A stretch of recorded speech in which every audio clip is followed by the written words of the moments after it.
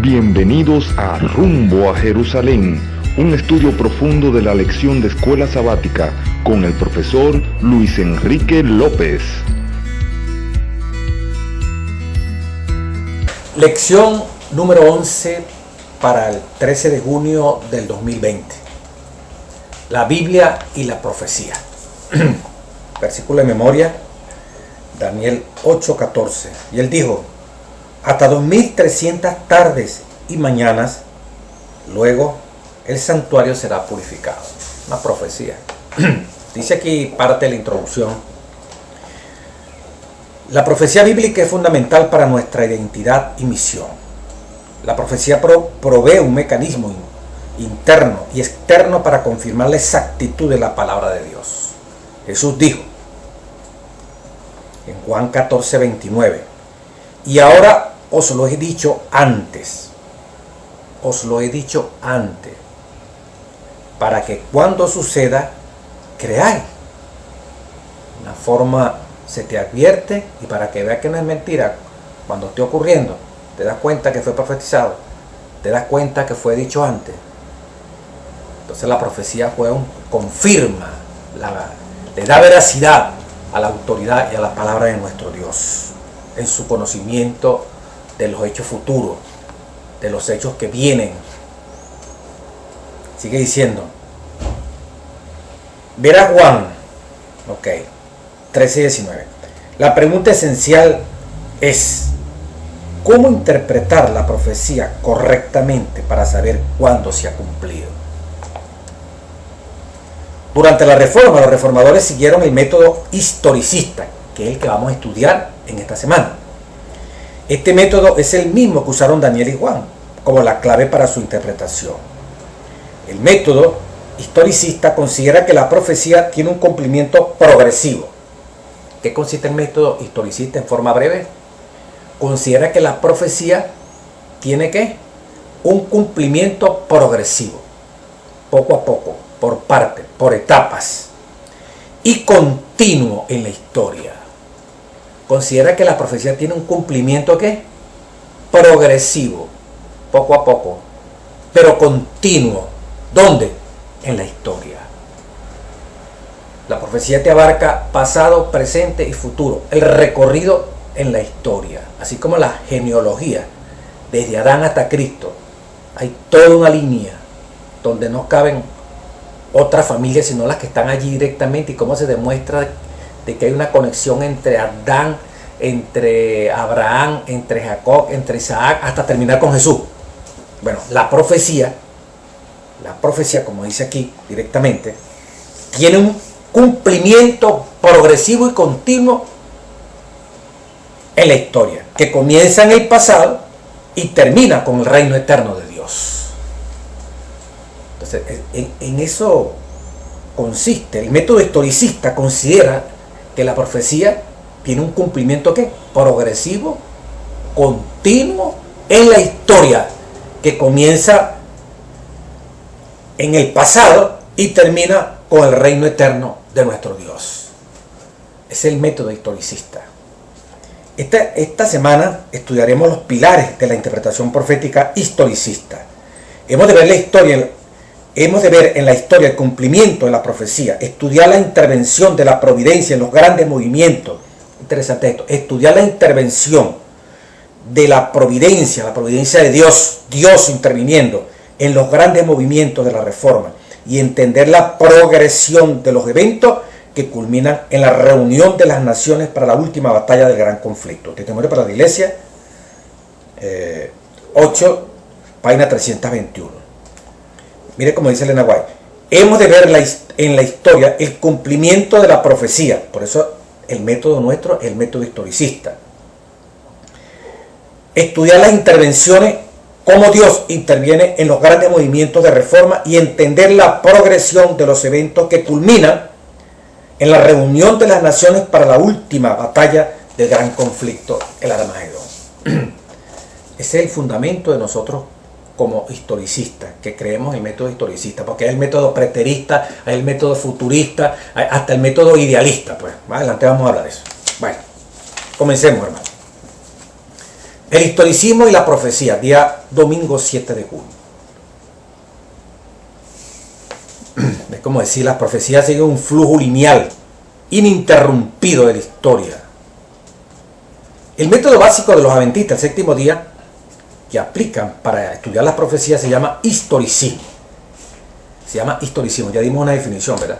El cumplimiento de la profecía en forma progresiva y continua en la historia, que comienza en el pasado y termina, finalmente, como lo decía aquí, con el reino eterno de nuestro Dios. Ok, es la idea de que muchas de las profecías más importantes de la Biblia siguen un flujo lineal ininterrumpido. Siguen un flujo lineal ininterrumpido. El cumplimiento progresivo e ininterrumpido, que no se interrumpe en la historia de los acontecimientos. Es el método historicista que nosotros utilizamos para interpretar la gran mayoría de las profecías de las Sagradas Escrituras. Ininterrumpido de la historia desde el pasado hasta el presente y hacia el futuro. Se asemeja a la forma de estudiar la historia en la escuela. Lo hacemos de esta manera porque así es como la Biblia interpreta estas profecías para nosotros. Cuando se estudia la historia de su país, arranca que si cuando se habían indígenas, en caso de América, pues los indígenas, luego vino la colonia, ¿verdad? Vinieron estos extranjeros junto con los españoles, y luego hubo con la mezcla de los nacionales, de los que éramos criollitos de aquí, con los extranjeros, en este caso los españoles, en otros casos con portugueses, en otros casos con franceses, otros con ingleses, y esa mezcolanza de raza hizo posible entonces que nosotros tuviéramos hasta hoy en día. Pues entonces las gestas libertadoras, en el año tal, el primer libertador, luego se unieron otros que creyeron en la libertad de España, había que independizarse de España, entonces pasaron años en lucha aquí, un libertador aquí, otro por allá, varios hombres que se unieron, ¿verdad? Un grupo de hombres allí reunidos, estas mujeres también participaban en esa gesta independentista. Y nos van narrando por años, en la década de tal, en 1800, 1700, bueno, dependiendo de donde arranque esa historia, donde ya nosotros, como aquí en la parte hispana, pues nos independizamos de España. Pero hay una cronología, pues. Bueno, la profecía también sigue un hilo. El método historicista sigue es lineal. Va diciendo, comienza aquí, pasa por aquí, pasado ocurrió esto, luego ese pasado afectó este presente y este presente nos lleva a la realización del futuro. Profetizado, visto con anticipación por el Dios. De Dios le place comunicarnos a nosotros para que lo podamos presentar a otras personas. Dice, lee Daniel 2, 27 y 45. ¿Qué aspecto del sueño indica una sucesión continua e ininterrumpida de poderes a lo largo de la historia? En Daniel 2, por ejemplo, aquí lo tenemos, ¿verdad? Daniel 2, para comprobar eso que estamos hablando ahorita aquí, cuando se le narra al rey Nabucodonosor el significado de la estatua, dice, tú rey de reyes 37, Dios te ha dado potestad, etcétera, etcétera. El versículo 38 de Daniel 2, al final dice, y tú eres aquella cabeza de oro, tú eres esta cabeza de oro, rey. Y después de ti, vea la sucesión, y después de ti se levantará otro reino inferior al tuyo. Y luego, dice el versículo 39, Daniel 2, un tercer reino de bronce. Ve la línea ininterrumpida de la historia. Esa interpretación dentro del método historicista. Después de ti se levantará otro reino inferior. Nabucodonosor, Babilonia, primero la cabeza de oro. Y luego, después de ti se levantará otro reino inferior al tuyo. Que en este caso son los medos y los persas. Y luego un tercer reino, el que siguió a los medos, el imperio greco-macedónico, lo cual dominará sobre toda la tierra. Y el cuarto reino será fuerte como el hierro, Roma. Una sucesión, un primer reino Babilonia, un segundo reino los medo-persas, un tercer reino el imperio greco-macedónico y un cuarto reino Roma. Ve la sucesión, la línea ininterrumpida de este proceso histórico de levantamiento de los reinos, el primer gran reino de la civilización moderna, Babilonia. Ok. Y el cuarto reino será fuerte como el hierro, ok. Y sigue diciendo, desmenuzará y quebrantará todas las cosas. Y el 41, y lo que viste de los pies y de los dedos, en parte de barro cocido, alfarero, y en parte de hierro, será un reino dividido, mas habrá en él algo de la fuerza del hierro, así como lo viste el hierro mezclado con barro cocido. Describe la característica. Después del cuarto reino viene un reino ahora dividido, mezcla de barro y hierro. Entonces da la interpretación: por ser los dedos de los pies en el 42, en parte de hierro, en parte de barro, el reino será en parte fuerte y en parte frágil. Ya estamos hablando de 5 reinos: primer reino Babilonia, el segundo Medo-Persia, el tercero greco-macedónico, el cuarto Roma, y el quinto reino un reino dividido, que es la fase que estamos hoy en día. Ya Babilonia pasó, ya Medo-Persia pasó, greco-macedónico pasó, Roma pasó, y ahora estamos en la división. Pero una división que permite alianzas, que permite conjugación, que permite una cierta estabilidad. Y después de esa estabilidad, no lo voy a narrar por el tiempo, viene la piedra, una piedra que chocó contra la estatua, el último reino, vamos a leerlo así, el versículo 44. Y en los días de estos reyes, de estos reinos, reyes dominan sobre reinos, ¿verdad? El Dios del cielo levantará un reino que no será jamás destruido. Entonces, primer reino, segundo reino, tercer reino, cuarto reino, quinto reino, esta división, ¿verdad?, que permite que los pueblos se mezclen, como hoy en día está pasando, ¿verdad? Mezclas políticas, humanas, de generaciones unos con otros, migraciones, etcétera, etcétera. Y en los días de estos reyes, de esta mezcla final, que es la última parte de la profecía, donde estamos hoy en día, viene una piedra y establece un nuevo reino, que sería ¿qué? 1, 2, 3, 4, 5, el sexto reino, que es al que usted y yo aspiramos a estar. Es el método historicista, que utiliza la historia y se demuestra cómo Dios tiene el control, ya con anticipación, sabe lo que viene, pero siguiendo una línea histórica, una línea progresiva, que termina con el establecimiento eterno del reino de nuestro Dios. Esa parte dice aquí el folleto. En Daniel 7 y 8, en vez de una imagen se utilizan símbolos de bestias específicas, pero la enseñanza es la misma. Se nos da una secuencia ininterrumpida de 4 reinos terrenales, igualito. En Daniel 7, la cabeza es la misma Babilonia, el pecho aquí de plata, que es el imperio medo-persa, está representado por un oso, pero igualito: primer reino, segundo reino, primer reino el león, Babilonia, segundo reino el oso, Medo-Persia, tercer reino el imperio greco-macedónico, cuarto reino la Roma pagana con todas estas cosas, y se especifica algo más profundo, ¿verdad?, que después de este reino de Roma iba a salir un cuerno pequeño, cosa que en Daniel 2 dice habrá algo de la fuerza del hierro, y el hierro es Roma. Entonces aquí se especifica el nacimiento de un cuerno pequeño, que es otro reino que se va a levantar.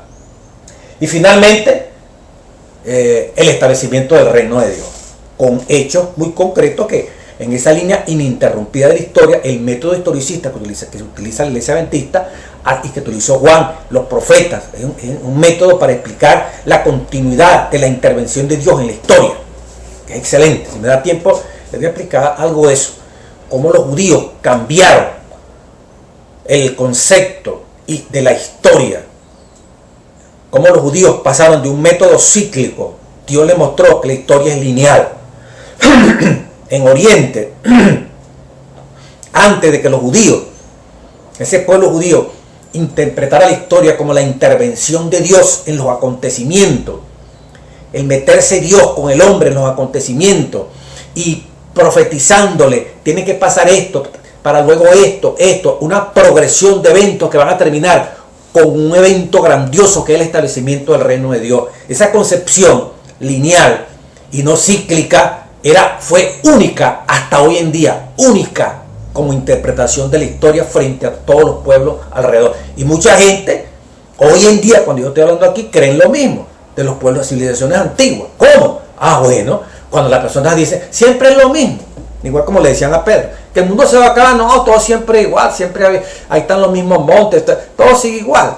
Nace un reino, se desarrolla y cae, luego viene otro, nace, se desarrolla y cae, igual como la vida, uno nace, crece, se desarrolla y se muere, y después se repite otra vez, nacen otros, crecen y eso es cíclico, ¿eh? Y así las naciones, Y así toda la gente ve, no, lo mismo, pasa este gobierno, viene otro, después vendrá otro, después vendrá otro, y después vendrá otro, me muero yo y viene otro. Y pareciera que eternamente estaremos repitiendo eso. Y aquí eternamente habrán reinos terrenales cada vez más corruptos, más corrompidos, cada vez los seres humanos degradan. Sí, eso es así. El fin lo establecerá cuando explote el sol y acabe con la tierra, o que venga un meteorito y acabe con la tierra. Pero mientras tanto aquí viviremos eternamente la misma cosa. Mueren uno y le dan paso a otro. Esto no va a cambiar, es la misma historia. Se está repitiendo siempre lo mismo.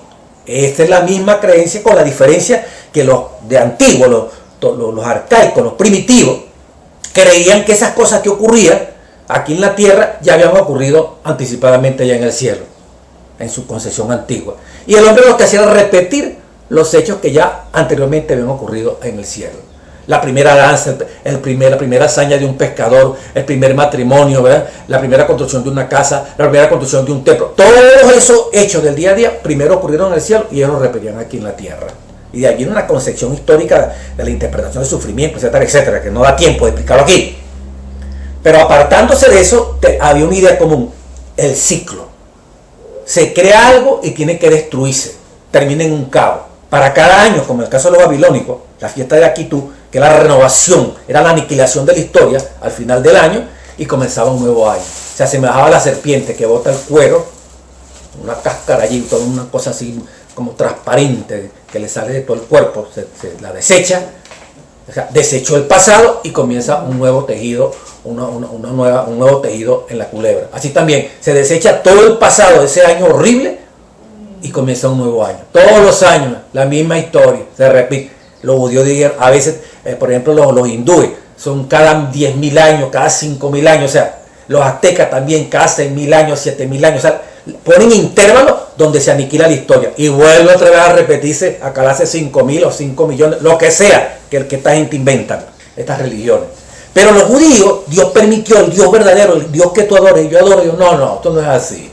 Van a haber acontecimientos, van a ocurrir cosas terribles, van a haber nacimientos de imperio, como usted está viendo, van a ser Babilonia va a caer, si es verdad, va a venir Medo-Persia, va a caer, si es verdad, va a venir Roma, si es verdad, y va a caer, va a venir el quinto imperio ese allí, ¿verdad? Que las alianzas aquí, que para allá, los pies de la estatua, si es verdad, pero eso también va a caer, y será la última caída, porque vendrá entonces el establecimiento de un reino que jamás va a caer. Así que lo que hay que soportar, todo este proceso de cumplimiento de la profecía, desde aquí desde Babilonia hasta aquí a los pies, cuando estamos nosotros, ¿verdad?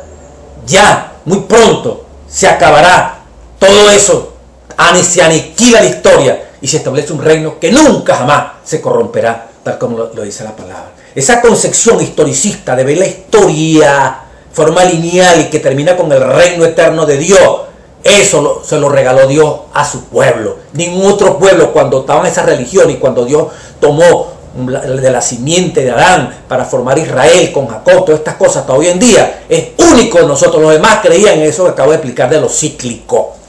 Y todavía la gente que cree que no, aquí vamos a estar eternamente repitiendo. No, hermano, estamos en una etapa ya. Si utilizamos la estatua de Nabucodonosor, estamos en una etapa, Babilonia, 2 etapas, Medo-Persia, 3 etapas, Greco-Macedónico, 4ª etapa, Roma, 5ª etapa, este mundo dividido pero unido por alianzas muy frágiles, como lo explica Daniel 2. Quinta, estamos en la 5ª etapa, para establecerse muy pronto el fin, la aniquilación de todas las 5 etapas y el establecimiento del reino de Dios. Esa es la interpretación del método historicista. No es que toda esta profecía de Daniel es para el futuro. Eso se llama la interpretación futurista. O no es que toda esta interpretación ya ocurrió en el pasado, no tiene nada que ver con el presente. Eso es lo que llama la interpretación preterista. O que no, ni futuro ni pasado. Esto es algo que hay que interpretarlo de una forma idealista. Es la interpretación idealista. El pueblo de Dios en diferentes conflictos, en Babilonia, en Medo-Persia, aquí, que para allá. No, hermano. La interpretación que Dios reveló para mostrar que la historia es lineal, es la historicista, es el método histórico, y por eso esta iglesia tiene ese privilegio, que es siguiendo la misma línea de los profetas, de Juan, de Daniel, etcétera, etcétera. Alabado sea el nombre de nuestro Dios, pues. Bueno, principios del método histórico clave. Bueno, el principio de día por año. Una de las claves de interpretación del historicismo es el principio de día por año. Muchos eruditos a lo largo de los siglos aplicaron este principio a las profecías del tiempo de Daniel y de Apocalipsis, ¿verdad? Ellos extrajeron el principio de varios textos clave y del contexto inmediato de las profecías mismas. Por ejemplo, en número 14:34, Ezequiel 4:8 y hasta el número Levítico 25:8. Vamos a buscar rapidito aquí. El libro de número 14:34. Dice: conforme al número de los días, de los 40 días en que reconociste la tierra, el pueblo judío era 40 días para conocer la tierra. Pero como se rebelaron y comenzaron a dudar de Dios, bueno, profecía. En vez de 40 días en que reconociste la tierra, llevaréis vuestras iniquidades 40 años. Día por año. 40 días, ahora cada día va a ser un año. Si son 40 días, ¿son cuántos? 40 años. Un año por cada día. Y conoceréis mi castigo. Veamos Ezequiel 4:6. Dice Ezequiel 4:6: cumplidos esto, te acostarás sobre tu lado derecho, a Ezequiel, segunda vez, y llevará la maldad de la casa de Judá 40 días. Día por año. Día por año te lo he dado. Principio de día por año. Dentro del marco de la profecía. Día por año. Un día igual a un año. Aplicado a profecía. Y hasta, por ejemplo, en Levítico 25:8. Es interesante. Levítico 25:8. Uno se acuerda de las 7 semanas y 62 semanas de Daniel capítulo 9. 7 semanas para todo el proceso de reconstrucción del templo, ¿verdad? Y que son 7 semanas, que serían ¿cuántos años? Una semana tiene 7 días, 7 por 7, 49. Entonces, Levítico 25:8. Que se parece a lo que voy a leer, pues. Y contarás, Levítico 25:8, 7 semanas de años, ¿no? Día por año, está aquí también. 7 veces 7, dice Levítico 25:8. De modo que los días de las 7 semanas de año vendrán a hacerte 49 años. O sea, esta gente ya en el Pentateuco ya manejaba esa forma de expresar el tiempo, a diferencia del tiempo. Bueno, tiene 4 años, 4 años realmente, años de verdad, pues. Tiene un año de 365 días, el día de 24 horas, pero cuando se refiere a proyecciones futuras, usted está viendo aquí que el mismo Dios las especifica. Un día va a ser como un año, 7 semanas, como dice aquí, 7 veces 7, de modo que los días de las 7 semanas de año vendrán a hacerte 49 años, 7 por 7, 49. Un principio básico en la interpretación de la profecía. En estos pasajes podemos ver muy claramente la idea del principio de día por año. Ok. Otros 3 elementos respaldan el principio de día por año en estas profecías de Daniel y Apocalipsis: el uso de símbolos, los largos espacios de tiempo y algunas expresiones peculiares. En Daniel 7:25 se habla de tiempo y la mitad de un tiempo. En Daniel 8:14 que habla de la profecía 2300 tardes y mañana. ¿Cómo interpretar eso si no tenemos este principio? No se puede interpretar, porque la profecía tiene un cumplimiento progresivo y continuo en la historia. Dice, en primer lugar, 3 bases, para explicar un poquito más profundo. La naturaleza simbólica de las bestias y los cuernos que representan los reinos sugiere que las experiencias temporales también deben interpretarse como simbólicas. Las bestias y los cuernos no deben tomarse literalmente, son símbolos de otra cosa. Las bestias que están aquí en Daniel 7, bestia significa reino, dice el mismo libro de Daniel. Daniel 7:17. Estas 4 grandes bestias son 4 reyes que se levantarán en la tierra.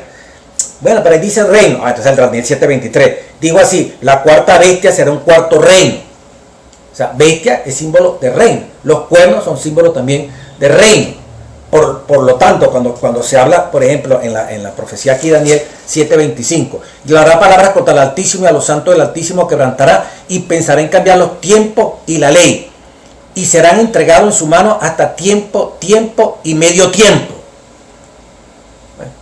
Ahí está hablando, y serán entregados futuro, tiempo y medio tiempo. ¿Qué es eso? ¿Cuál es el significado de un tiempo? Está hablando de tiempo. ¿Será el tiempo de 24 horas o será la profecía un día por año? Entonces uno mismo busca el libro de Daniel, ¿verdad?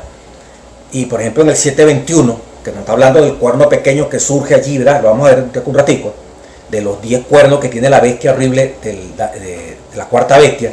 Y vea yo que este cuerno, el cuerno pequeño que surge, hacía guerra contra los santos y los vencía. Los vencía, ese cuerno pequeño, que es lo mismo que está aquí. El cuerno pequeño hablará palabras contra el Altísimo y los santos del Altísimo quebrantará. Los vencía y pensará en cambiar también los tiempos de la ley y serán entregados en su mano. ¿Quién? Los siervos de Dios, los santos del Altísimo, hasta tiempo, tiempo y medio tiempo. En sus manos los vencerá, serán entregados los santos del Altísimo por tiempo, tiempos, tiempo 1, tiempos 2 y medio tiempo, 3 tiempos y medio. O sea que perseguirá, le hará guerra a los santos del Altísimo por tiempo, tiempo y la mitad de un tiempo.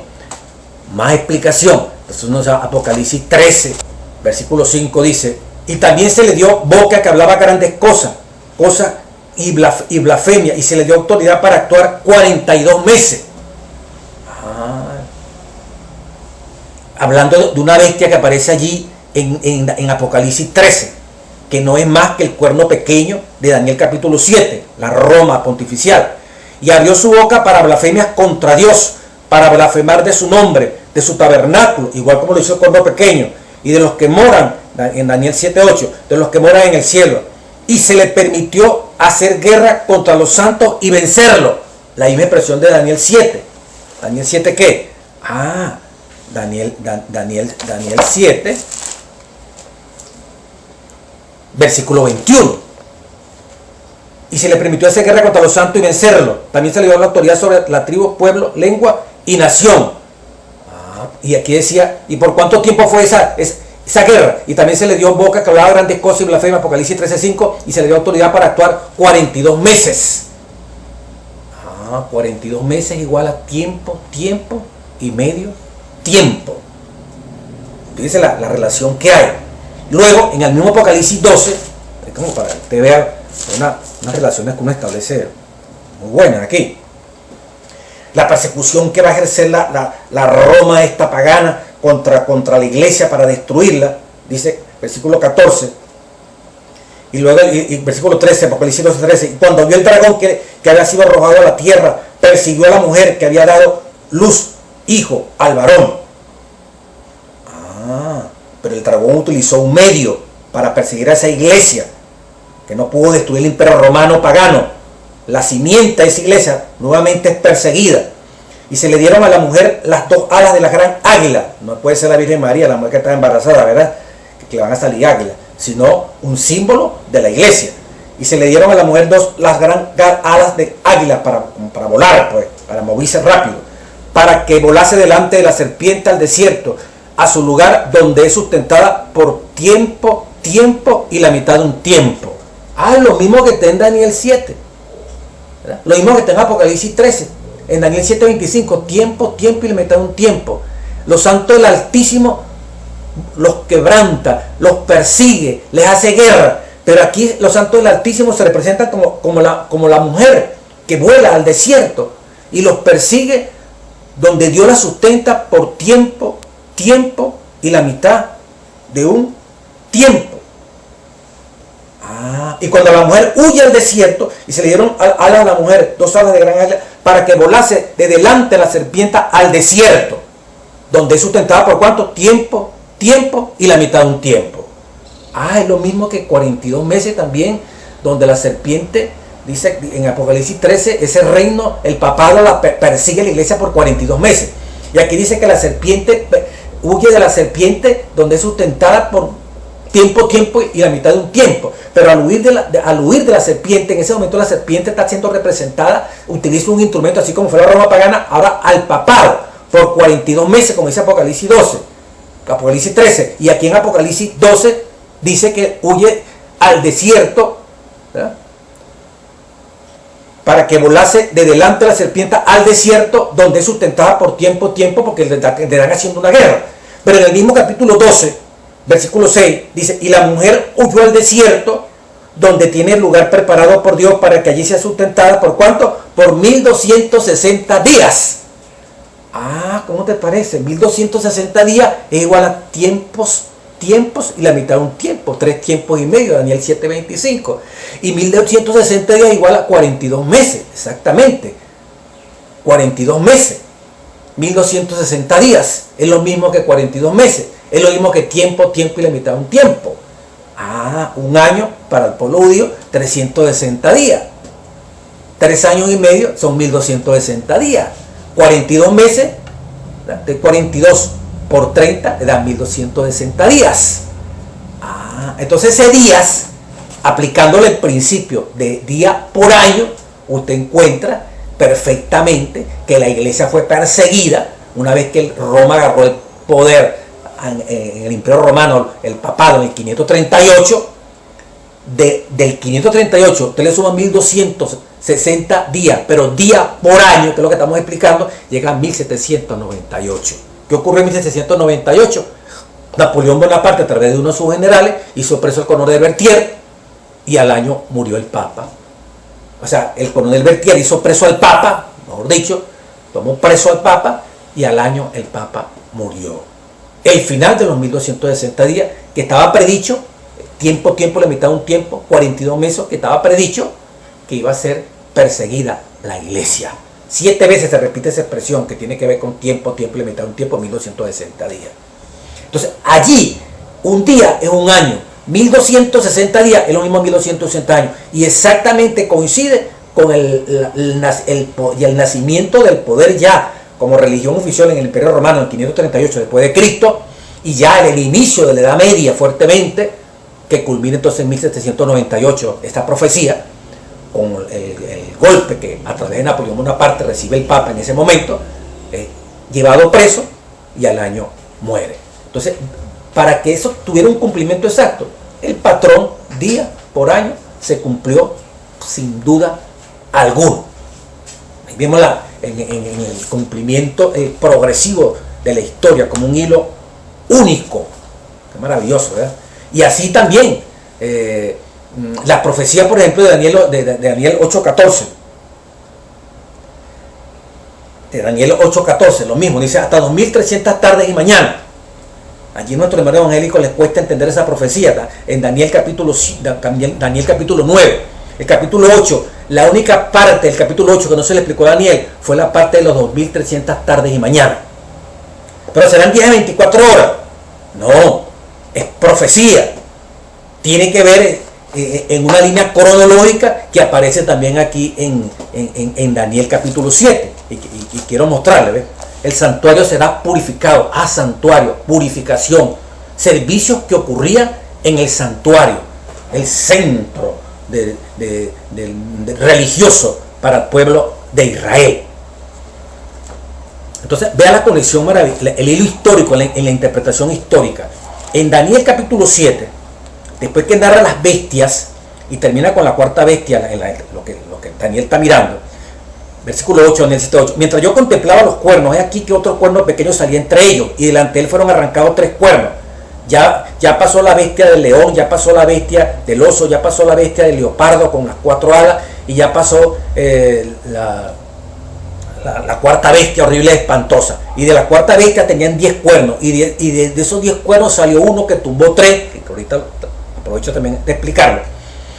Y dice, y fueron arrancados 3 cuernos, Daniel 7:8, y aquí que este cuerno tenía ojos como de hombre y con una boca que hablaba grande cosas. Apocalipsis 13:5-6 también dice lo mismo. Versículo 9, ahora miren lo que pasa. Después que se narra lo de ese cuerno que habla blasfemia, hace grandes cosas en forma general, el versículo 9 introduce algo en esa línea histórica. Pues después que sale el cuerno pequeño y habla blasfemia y se siente en el trono de Dios y se hace pasar como Dios, el versículo 9 dice: y estuve mirando hasta que fueron puestos tronos y se sentó un anciano de día, cuyo vestido era blanco como la nieve, un trono, un anciano de día, y el pelo de su cabeza como lana limpia, y su trono llama de fuego. Versículo 10, Daniel 7:10. Un río de fuego procedía y salía delante de él. Millares de millares le servían, millones de millones asistían delante de él. El juez se sentó y los libros fueron abiertos. después del cuerno pequeño, en la línea histórica profética, el método historicista de interpretación adventista, interpretación de Juan, interpretación de Daniel, lo está explicando aquí Daniel. Después del cuerno pequeño que viene un juicio. El juez se sienta y arranca un juicio. Y Daniel 7:13 entonces dice: y miraba yo en la visión de la noche, y aquí con las nubes del cielo venía uno como un hijo de hombre, Jesucristo, y vino hasta el anciano de día. ¿Qué estaba haciendo el anciano de día? Se sentó en el trono y ¿qué dice aquí? Daniel 7:10: millones asistían delante de él. El juez se sentó y los libros fueron abiertos, ¿no? Comenzó un juicio a realizarse en el cielo, allá en el santuario. Y se acercó Jesucristo, vino hasta el anciano de día y le hicieron acercarse delante de él. Y le fue dado dominio a Jesucristo, para que todo dominio eterno que nunca pasará, y un reino que nunca será destruido. Versículo 17 dice: estas 4 grandes bestias son 4 reyes que se levantarán en la tierra. El león, Babilonia; el oso, Medo-Persia; el leopardo, greco-macedónico; la bestia horrible y espantoso, Roma. Luego los 10 cuernos que sale Roma y un cuerno pequeño que sale, la Roma pontificial. Y después de estos 4 reyes se levantaron, que se levantarán en la tierra, después recibirán el reino de los santos del Altísimo. Después que se acaben esos 4 reinos ya definitivos, incluyendo el cuarto pequeño que surge del cuarto reino, viene el establecimiento del reino de nuestro Dios, la aniquilación de esta historia terrible y fea. Daniel quiere saber más. Y vea yo que este cuerno hacía guerra contra los santos y los vencía con la blasfemia, cantidad de cosas horribles. ¿Qué dice el versículo 9? Estuvo mirando y fueron puestos tronos. Después que este cuerno pequeño está echando broma aquí, que para allá, la Roma pontificial. Entonces dice: viene un juicio. Y aquí en el versículo 22 dice, 21: y vea yo que este cuerno hacía guerra contra los santos y los vencía. ¿Por cuánto tiempo? 1260 días, gracias al principio de día por año. ¿Hasta cuándo iba a echar broma? ¿Hasta cuándo? Hasta que vino el anciano de día y se dio al juicio a los santos del Altísimo. Ve la cronología.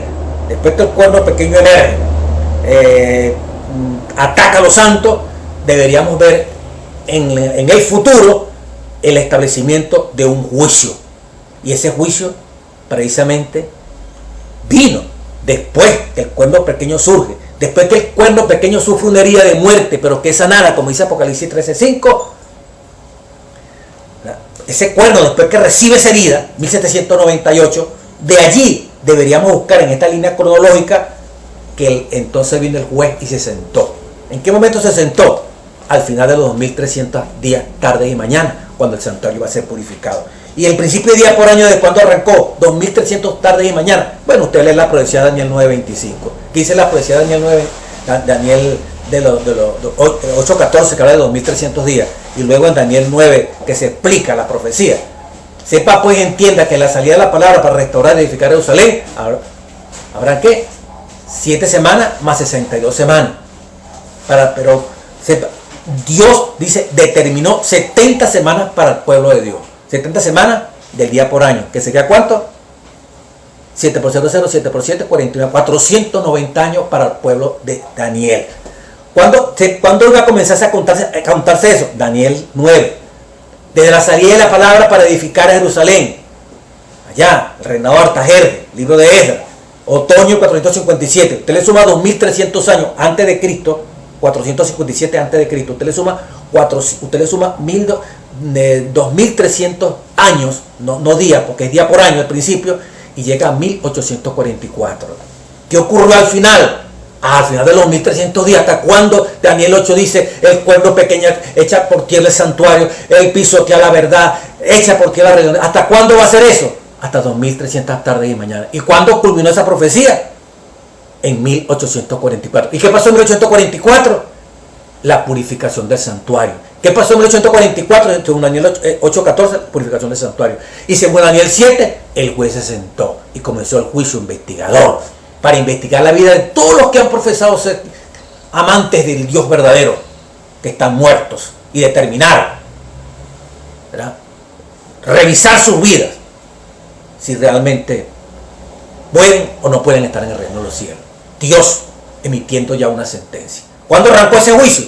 1844. De todos los que manifestaron desde Adán hasta el último que le toque morirse, Dios está revisando, va a revisar, pero que ya comenzó el juicio de los muertos, pues, para saber quiénes son los que van a quedar. En la purificación del santuario, a la final de los 2300 tarde y mañana, purificación era el día del juicio final para Israel, Levítico 16. La gente tenía que apartarse del pecado. Ustedes lo pueden leer en Levítico 16. El que no se apartaba del pecado, Dios lo cortaba del pueblo. El que no experimente la extirpación del pecado en su vida en este momento histórico, que creemos que se está purificando el santuario, cuando termine la purificación del santuario se cumplirá lo mismo en Levítico 16. Es un tipo de este antitipo que está pasando. ¿Qué? Bueno, hermano mío, ¿qué va a ocurrir? Que Dios termina de purificar el santuario al cerrarse la gracia y ya tiene un pueblo que él mismo, por su poder, Jesucristo extirpó el pecado en su vida. Pueblo sin pecado, los que queden vivos para ese momento histórico. ¿Cuándo ocurre eso? Al final de los 1300 días. Entonces el principio de 10 por año es maravilloso porque nos permite llevar toda esa sincronía en las historias de los imperios. Y después de los imperios, el último imperio que se va a poner fuerte es el imperio no greco-macedónico ni babilónico. Es la Roma pontificial, el cuerno pequeño. Por eso en Daniel 7:25 también dice: hablará palabras contra el Altísimo, y a los santos del Altísimo quebrantará, y pensará cambiar los tiempos y la ley, y serán entregados por su mano por tiempo, 1160 años. Pero se sentará el juez, vino el juicio investigador, 1144, le quitará su dominio, ya al final, para que sea destruido y arruinado hasta el fin. Es Dios quien va a intervenir, como dice Tesalonicense, ¿verdad? Después que se siente en el trono se hace pasar como Dios. Es Dios, el hombre de pecado, es Dios que va a intervenir. Y gracias a esa profecía de día por año nos permite llevar esa línea continua y ver en qué momento estamos nosotros. Estamos en el momento crucial, ¿verdad? Cuando el papado está buscando el redimiento final, ese cuerno pequeño, el redimiento final que va a meritar, ¿verdad? Que ya el juez está sentado allá en el trono, y al terminar de evaluar quiénes son todos los muertos que han profesado ser cristianos, los que merecen estar en el reino de los cielos, y pronto va a arrancar el juicio de los vivos. ¿Quiénes son allá en ese juicio investigador que se está haciendo ahorita en el cielo? Los que vivos van a entrar al reino de los cielos, cuando se han sellado. Hermano mío, Dios ya deja de interceder, terminó el juicio investigador, ahora sí, viene el Armagedón, las 7 plagas, y finalmente destruir este hombre del pecado y establecer el reino eterno. Esa es la concepción historicista, la concepción de la historia lineal y la interpretación histórica, como nosotros como adventistas del séptimo día la predicamos y la enseñamos. Bueno, dice aquí el mismo de este lunes, perdónenme que me gasté tanto tiempo en esto, ¿verdad? En segundo lugar, muchos de los acontecimientos y los reinos representados en las profecías cubren lapsos de muchos siglos, como lo acabo de decir, pues. Finalmente, las experiencias peculiares utilizadas para designar estos periodos sugieren una interpretación simbólica. En otras palabras, la forma en que el tiempo se expresa en esta figura, 2300 tardes y mañanas, ¿verdad? Simbolizando tardes y mañanas, día por año. Ya le di el cuerno pequeño que es la Roma pontificial, clarito. Si no es por la interpretación histórica, no lo podemos entender. Y está clarito esa parte del día martes. La cuarta bestia, Daniel 7, le salen 10 cuernos. Y de los 10 cuernos sale un cuerno pequeño que tumba 3. Mire, la historia, ¿no? En otras lecciones yo lo he dicho, ¿verdad? La historia muestra, mire, después que en el año 476, que es la Roma política, ¿verdad? El papado, después que se divide los bárbaros dividen a la Roma. En el 476 llega el último emperador, pero después de ese último emperador, el Rómulo Augustulo, entonces el papado agarra fuerza, comienza a agarrar fuerza progresivamente, pero hay 3 pueblos, los érulos, los bandos y los ostrogodos, pueblos bárbaros que se oponen al papado. Entonces son eliminados esos pueblos. Las últimas trabas que tenía el papado terminaron en el 538 después de Cristo. Por eso que dice que de ese momento comienza entonces Justiniano en el 532, 533, hace de la religión católica apostólica romana oficial, y de ahí, pero en el 538 ya no tiene obstáculos, eliminan a los ostrogodos, ya los vándalos y los érulos fueron eliminados, que eran 3 que se oponían de los 10 que estaban allí, por eso que dice que tumba 3. Entonces queda el papado mesa limpia, pues. a gobernar, comienza la supremacía papal. La historia, por donde usted lo busque, dice, después de las ruinas de Roma, después de la ceniza del imperio Roma política imperial, emerge el papado. Entonces, ¿cómo interpretamos eso? En esta línea continua del método historicista que la iglesia tiene. Lo mismo que expliqué del juicio investigador. El juicio investigador que aparece en Daniel 7 y en Daniel 8:14 más específicamente, se ve completico. Después de estas 4 bestias, en Daniel 7:9, resumen general, se hace Daniel 7, el 1 al 8, en la parte del día miércoles. ¿Con qué nos encontramos? Que después que el cuerno habla grandes cosas, blasfemia aquí, bueno, quiere acabar con todo.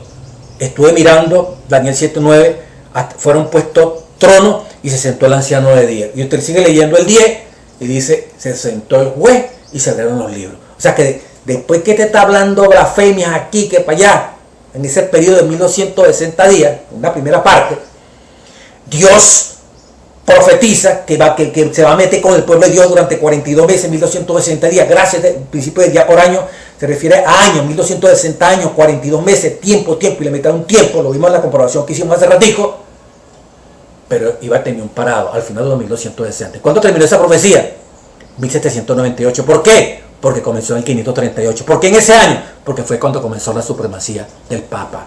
Y Napoleón infringe esa herida de muerte, como dice Apocalipsis 13, en 1798 a través del coronel Berthier, al papado, y al año murió el papado. Pero esa herida, dice el mismo Apocalipsis 13, será sanada. Y entonces otra vez el cuerno pequeño va a agarrar fuerza final, que es la octava cabeza que está en Apocalipsis 17. Ve ahí la progresión. Pero antes de que el cuerno pequeño haga todo esto, ¿verdad? Su primer ataque de los 1260 días, 42 meses, tiempos y la mitad de un tiempo, 3 tiempos y medio, el juez se sentó, comenzó un juicio. Y Jesucristo, en el versículo 13, en el 7:13, dice, vino inmediatamente delante del juez, que era Dios, a interceder por usted y por mí.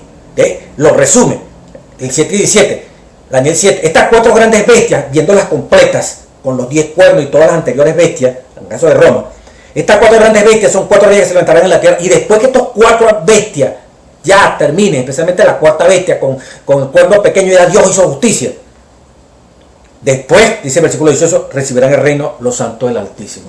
O sea, el juicio investigador, después que el primer ataque del cuerno pequeño, 1260 días, luego dice, se sentó el juez, y el juez comenzó un juicio. Vino el Señor Jesucristo. ¿Ve? Ahí lo ve, se ve completico. Daniel 7:21. Y veía yo que este cuerno hacía guerra contra los santos y los vencía, hasta que vino el anciano de día. Arregla cuenta, ya está. Etapa final. Hasta que vino el anciano de día. Después que, cuando terminó la guerra, en 1798. Y cronológicamente, que vino después, dice aquí, hasta que vino el anciano de día. ¿Qué hacía el anciano de día? Daniel 7:10. Comenzó un juicio. En ese juicio estamos ahorita. Dios preparando quiénes son los que van a habitar en su reino. Quiénes son los habitantes que van a estar en ese reino con vestiduras blancas, sin pecado delante de Dios. Eso es ahorita. Es la misma profecía de los 1300 días. Esa purificación del santuario ya comenzó. Cuando este juez se sentó, comenzó la purificación del santuario. Lo mismo Malaquías capítulo 3, versículo 1. Es la misma la profecía de la parábola de las bodas, donde el rey mandó a repartir vestiduras de boda a todos para que vinieran a la boda, ya que la gente no quería venir, los que fueron invitados. Él invitó a toda esa poco gente y se les regaló el vestido de la justicia de Cristo, hablando ya en términos espirituales. Y luego el juez entró, el rey entró, que es el mismo Dios. Ya yo les ofrecí mi cosa, mi vestido blanco de justicia. Están las bodas. Prácticamente el reino allí, ¿verdad? Empezó el chequeo. ¿Quiénes tienen las vestiduras blancas, la justicia de Cristo sin pecado? Comenzó a chequear. ¡Epa, aquí está uno! ¿Dónde está la vestidura? No, que yo no pude vencer la mentira. No, que tú sabías que yo tenía pensamientos malos. Hermano mío, usted no tiene la vestidura del Cristo Jesús, de la justicia de Cristo. Usted no experimentó la verdadera justificación por la fe. Usted no experimentó el verdadero cumplimiento de los mandamientos de Dios con mi poder de persona en su vida. ¿Qué hicieron con ese que se colió? fueron sacados. Ese juicio investigando allí, eso es esto que estamos hablando aquí, Daniel 7, juicio investigador. Hoy se está realizando eso. Y cuando termine, nadie se va a colear. Aunque se ha agarrado del pantalón, no, hermano mío, aquí todos vamos a entrar, si entramos al cielo, con las vestiduras blancas, sin pecado de Cristo Jesús. Esto lo requete sabemos. Y gracias a estas profecías nos dicen que eso está ocurriendo hoy. Dios está extirpando el pecado de su pueblo. Y finalmente, hermano, así como se purificaba eso de tipo y antitipo, tipo y antitipo son acontecimientos, hechos, ¿verdad? Acontecimientos históricos, personas o cosas que ocurren en el Antiguo Testamento y están relacionadas con el Nuevo Testamento. El corderito que mataban en el Antiguo Testamento es un tipo, es una sombra, y está conectado ese corderito con el Nuevo Testamento. Juan 1:29, es ahí el Cordero de Dios que quita el pecado del mundo. El corderito físico, el animal, era el tipo, era como lo que iba a representar. Tiene que haber conexión, si no es un símbolo, tiene que haber conexión con el Nuevo Testamento. El corderito es el tipo. ¿Y dónde está representado el corderito en el Nuevo Testamento? En el antitipo. ¿Quién es el antitipo? Cristo Jesús. Aquella serpiente que fue levantada en el desierto, número 21, ese es otro fundamento del método historicista, ¿verdad? Utilizar los tipos, la tipología. Esa serpiente que fue levantada, que el que mirara iba a ser salvo, ese era un tipo, era una sombra de Cristo Jesús, porque en Juan 3, 14, 15, es necesario que el Hijo de Dios se levante, así como Moisés levantó la serpiente en el desierto, el Hijo de Dios es necesario que sea levantado para que todo aquel que en él cree no se pierda, tenga vida eterna. Ahí está. Entonces el antitipo es Jesucristo y el tipo es esa serpiente que fue levantada allí en el desierto, pues. Entonces siempre cuando usted oye hablar de tipo es algo un acontecimiento, un nombre, una cosa que está en el Antiguo Testamento, pero que está relacionada directamente en el Nuevo Testamento. La relación del tipo con lo que está en el Antiguo Testamento, con lo que aparece en el Nuevo Testamento, en el Nuevo Testamento se llama antitipo y en el Antiguo Testamento se llama tipo. ¿Cómo lo diferenciamos de un símbolo? Porque el símbolo puede estar en el Antiguo o en el Nuevo Testamento sin ningún tipo de comparación, de relación, pues. Por ejemplo, la bestia es reino y ya. Pero también puede tener otro significado, pero necesariamente no tiene que estar relacionada. Apocalipsis 17:15, 17, las muchas aguas sobre que se sienta la mujer, que simbolizan la misma Biblia lo dice, Apocalipsis 17:15, agua, o sea, muchedumbre, multitud de personas. En el 17:1, muchas aguas se sienta la mujer. ¿Pero qué son aguas? 17:15, que son muchedumbre, cantidad de personas. Hasta es un símbolo, no es tipo ni antitipo. El símbolo no tiene conexión, tiene que dar una relación entre Antiguo y Nuevo Testamento. No, ni Nuevo con el Antiguo Testamento. El pan, un símbolo de Cristo. La luz, un símbolo de Cristo. ¿Entiendes? A veces, por ejemplo, el candelabro, ¿verdad? La luz, viéndolo así en esa forma, Cristo como la luz, como un símbolo. Pero también podemos hacer una conexión, pues ese candelabro allí que está alumbrando en el lugar santo representa a Cristo como luz. Entonces en ese caso pasa a ser como un tipo, el candelabro. Y allá arriba, en el Nuevo Testamento, no arriba, sino en el Nuevo Testamento, el antitipo es Jesucristo, que es la verdadera luz, es el verdadero candelabro que alumbra nuestra vida. Entonces, siempre la gente se confunde con el símbolo, con el tipo y el antitipo. Dice, la diferencia radical entre tipo y símbolo es que el tipo tiene una confirmación en el Nuevo Testamento, el símbolo no. El símbolo puede estar sin relación entre el Antiguo y el Nuevo Testamento. El símbolo puede tener varias interpretaciones, pero lo que es tipo y antitipo tienen una única interpretación. Pero hermano, estos principios son básicos para el método historicista. Interpretación bíblica que Dios le ha entregado a esta iglesia y que no fue más que lo que utilizaron Daniel y Juan en el Apocalipsis. Estos son dos grandes profetas los dos grandes Apocalipsis, la del Antiguo Testamento, el libro de Daniel, que dicen algunos estudiosos, y la del Nuevo Testamento, la del apóstol Juan. Y nosotros seguimos esa misma línea, y que es la que el mundo realmente, un sector del mundo que interpreta la historia, lo hace de manera historicista, pues. Narra los eventos desde su inicio hasta lo que está pasando hoy, con la diferencia que le es difícil predecir. Estamos hablando del mundo, pero Dios es capaz de narrar todo lo que va a pasar gracias al método historicista, no al método preterista, que todo lo que está en Apocalipsis y Daniel lo suman para allá, para el pasado. Eso es el pasado, ¿verdad? ¿Y quiénes fueron los cabecillas de este asunto?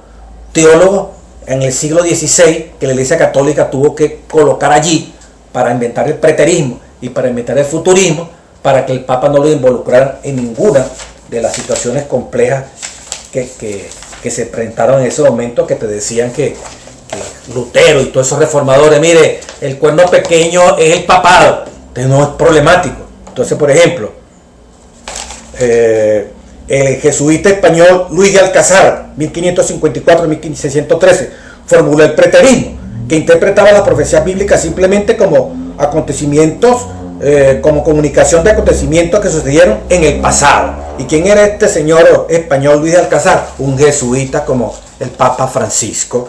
Luego, otro jesuita español, Francisco de Rivera, 1537-1591, publicó un comentario de 500 páginas sobre el libro de Apocalipsis, que enseñaba que la mayoría de las profecías se cumplieron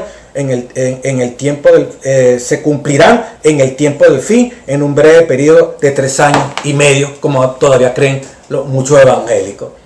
Entonces, dos personajes que utilizó Roma para contrarrestar la reforma que en ese momento Dios estaba levantando, Dios interviniendo en la historia para acabar con el método historicista de Juan y Daniel. ¿Quiénes fueron esos protagonistas que todavía tienen efecto hoy? Bueno, Luis de Alcázar, jesuita, con el preterismo, y el otro señor Francisco de Rivera con el futurismo. Y de allí, hermano mío, evangélicos agarraron futurismo. ¿Quién es el anticristo? Bueno, eso hace el futuro. Que Antíoco es el cuerno pequeño de Daniel 8. Para los preteristas evangélicos. Señores, es la interpretación histórica que nos dice dónde estamos y hacia dónde vamos. Termino con esto, ¿no?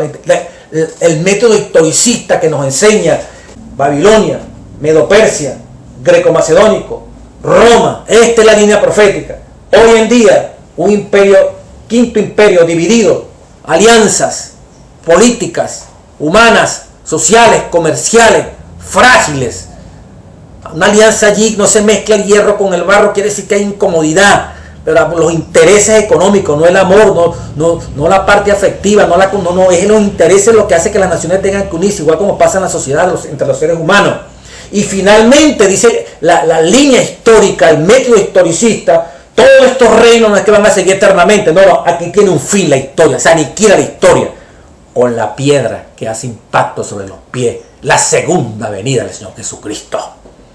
Como aquí no se pudo ampliar mucho eso, entonces se amplió en Daniel 7. Aquí va a haber algo de la fuerza, en la última parte de la historia, va a haber algo de la fuerza del hierro. ¿Quién es algo de la fuerza del hierro que dice Daniel 2? El cuerno pequeño de Daniel capítulo 7. El cuerno pequeño también que se hace grande en Daniel capítulo 8, que va a chapotear la verdad, va a chapotear el santuario, va a declarar que eres el sumo pontífice, etcétera, etcétera. Y finalmente, ¿qué va a pasar? Dios levantará un reino. Pero los detalles antes que levante ese reino, seguimos estudiando la profecía y nos dice que estamos aquí, al final, viendo la sanación de la herida, que no está sanada completamente, y que Papa Francisco está tratando de sanarla, para que sea como el octavo reino de Apocalipsis 17, según el método historicista, esa línea histórica, y Dios también preparando un remanente para ser sellado, para dar el fuerte pregón, avisar a la gente todas estas cosas que no conocen desde el punto de vista de la historia, y Cristo termina el juicio investigador, termina la purificación del santuario, caen las plagas, pero también puede, sino que queden vivos, preparados para ir listos al reino de los cielos. Dios nos bendiga y gracias porque Dios nos ha dado a conocer esta interpretación, este método de estudiar la profecía, el método de Daniel, el método de Juan y el método que utiliza la iglesia adventista del séptimo día. Dios le bendiga y Dios le guarde y rumbo a Jerusalén.